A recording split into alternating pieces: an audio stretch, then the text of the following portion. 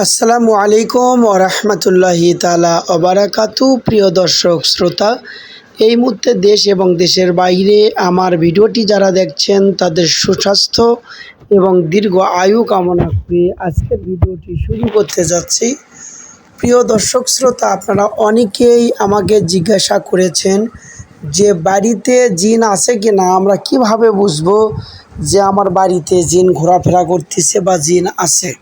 তো আমি মনে করব আপনারা যদি বিশ্বাসযোগ্য গ্রহণযোগ্য টিপস পেতে চান তাহলে আমাদের চ্যানেলটিকে অবশ্যই সাবস্ক্রাইব করবেন, পাশে থাকা বেল আইকনটা বাজিয়ে দিবেন, কারণ আমরা কোরআন মাফিক কথা বলে থাকি। তো আপনারা যে প্রশ্নটা করেছেন যে আমাদের বসত বাড়িতে কোনো জিনের আক্রমণ আছে কিনা কীভাবে বুঝবো, তো কথা না বাড়িয়ে চলুন শুরু করা যাক। বাড়িতে জিনের সমস্যা বা জিন আছে কিনা সেটা বোঝার উপায় হচ্ছে, যাকে জিনের আসর বলা যায়, যেসব বাড়িতে জিনের উৎপাত আছে সেখানে অদ্ভুত কিছু সমস্যা দেখা যায়। যেমন 1 নম্বর, বিভিন্ন ছায়া বা আকৃতি দৌড়াদৌড়ি করতে দেখা যায়।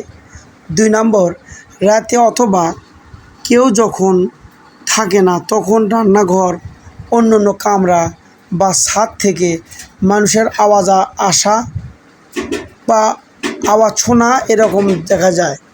3, ফাঁকা ঘর বা ছাদ থেকে বাড়ির লোকদের নাম ধরে ডাকছে এমন শোনা। 4 নম্বর, বাহিরে বা দূরে কোথাও অবস্থান করেছে এমন কিছু ইঙ্গিত পাওয়া।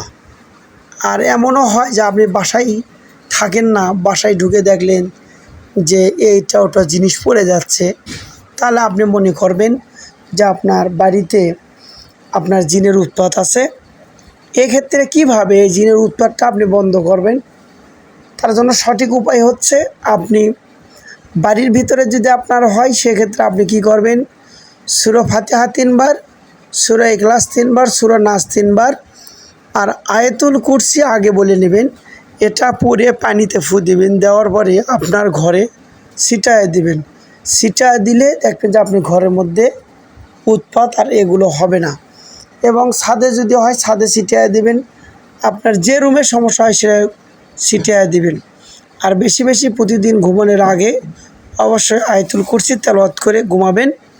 আর যদি আয়াতুল কুরসি মুখস্থ না থাকে তাহলে মোবাইলের মাধ্যম দিয়ে আয়াতুল কুরসি দিয়ে ওই আয়াতুল কুরসি তেলাওয়াতটা শুনতে শুনতে ঘুমিয়ে যাবেন। আল্লাহ সুবহানাহু ওয়া তাআলা চাইলে অবশ্যই আপনার এখান থেকে আপনি পরিত্রাণ পাবেন।